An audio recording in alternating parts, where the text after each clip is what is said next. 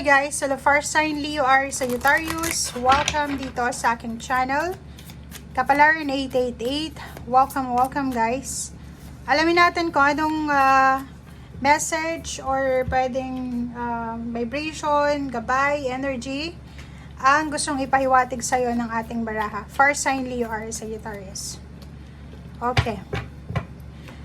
Dalawang baraha to. Baby and 38, 8, 9, 10, 11. Manifestation. So, nakikita ko sa'yo dito na may mga first sign, Leo are Sagittarius, na sobra-sobra kayong busy, hardworking. Kasi, pwedeng may parating na baby or pwedeng mayroon kayong anak na nangangailangan ng suporta financial nyo. Comment downs kasi ang nakikita ko sa'yo dito, multitasking. Sobra kang workaholic. Nagmo-multitask ka. Napaka-workaholic mo eh. Ginagawa mo yung lahat para sa anak mo, para sa pamilya mo. Yun ang nakikita natin dito.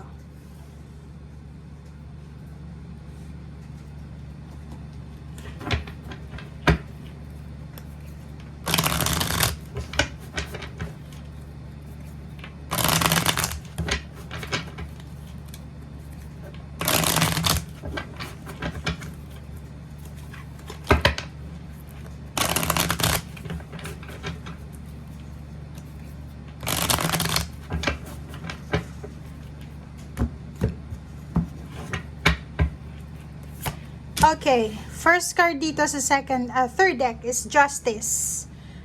Kontrata. Nakikita ko sa'yo dito na pwedeng sa araw na ito makatanggap ka ng bagong kontrata. Renewal of contract or pwedeng new contract or pwedeng papeles, dokumento, or pwedeng karmic justice to. So, if ever man na sobra-sobra kang workaholic, sinasabi na may positive outcome yan na posibleng ibigay sa'yo ang universe. So, ituloy mo lang, gawin mo lang kung ano yung obligation mo sa ngayon or kung ano yung ginagawa mo sa ngayon. Oh, 'di ba? So, sa araw na ito, maganda to kasi sinasabi na may good karma na posibleng dumating sa'yo sa araw na ito. Magiging balanse yung pera nyo. Ibig sabihin, may darating and at the same time, lalabas yung pera sa palad nyo.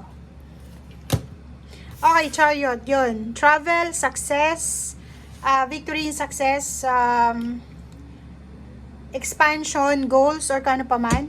Nakikita natin dito na sa araw na ito, mabilis yung pangyayari, 'di ba? Mabilis yung pangyayari sa araw na ito. So, pwedeng mabilis na offer ng work or pwedeng pautangin ka or pwedeng bigyan ka ng pera or marami ditong maraming paraan or ways para maging balanse yung financial mo. Okay? Financial, nakikita natin na maraming pagbabago na magaganap sa buhay mo. And yung mga pagsisisi, yung mga regrets or kung ano man to na naramdaman mo sa past, ay ma-overcome mo siya today. Okay. Mag-iingat ka lang, makinig ka sa sinasabi ng iyong intuition. Mag-iingat ka sa araw na ito kasi may 7 of Swords ka dito. May mga tao sa paligid mo na pwede kang lokohin, pwede kang dayain, pwede kang i-scam, or pwede kang linlangin. Parang gano'n yung sinasabi ng baraha.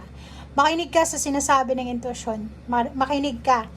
It's either air signs, Gemini, or Libra, or Aquarius, or kahit anong zodiac sign siya, na mag-iingat ka sa kanila kasi may mga hidden agenda sila eh. Parang, hindi ko alam, parang lumalapit sila sa'yo para sa hidden agenda or sa hidden iniisip nila para sa'yo.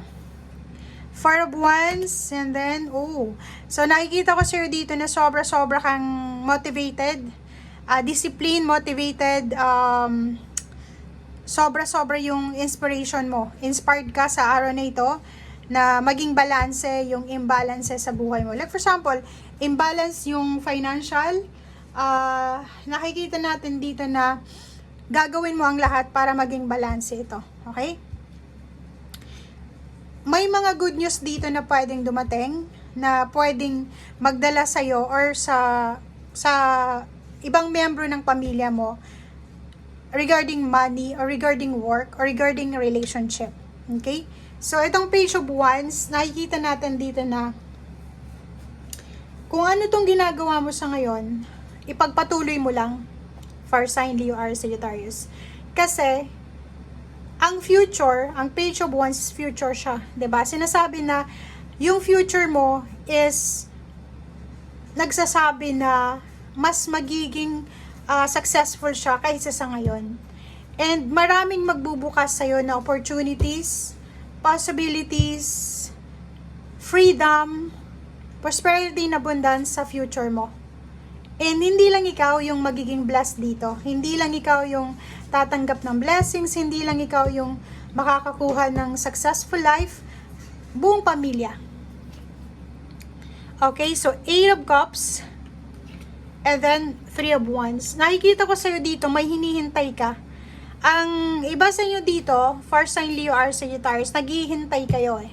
Naghihintay kayo na promotion sa trabaho, naghihintay kayo ng relocation, offer ng job, contract, naghihintay kayo ng pagkakataon para mabago yung takbo ng inyong buhay, financial or emotional.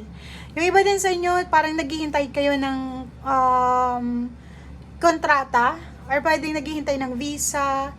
Ano ba yung hinihintay nyo na pwedeng 3 years or 3 months na kayong naghihintay? Comment down below. Pwedeng relationship din, naghihintay kayo na pakasalan kayo, or yung iba na never been in a relationship, naghihintay na may magkaroon sila ng relationship, naghihintay sila sa partnership, like business partnership, or sa kung ano pa man.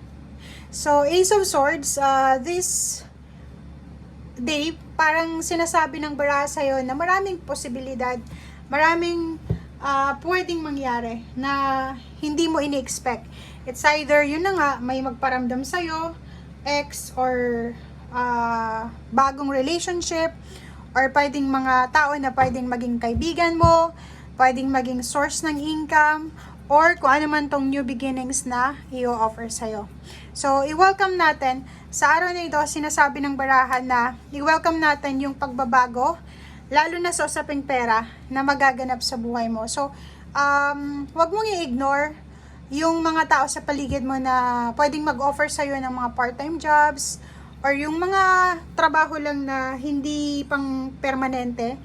Wag mong i-ignore yon. As much as possible, sinasabi ng baraha na kailangan mong maging mapasensya. Sa ngayon muna, maging mapasensya ka kasi on the way na siya. On the way na itong blessings, itong success, itong new beginnings na to. So, isipin mo ngayon, kung kailan malapit na, tsaka mo isusuko, di ba? Useless yun. So, ayun, continuous pa rin yung paghihintay, continuous pa rin yung patience mo. Okay? Thank you guys. Bye!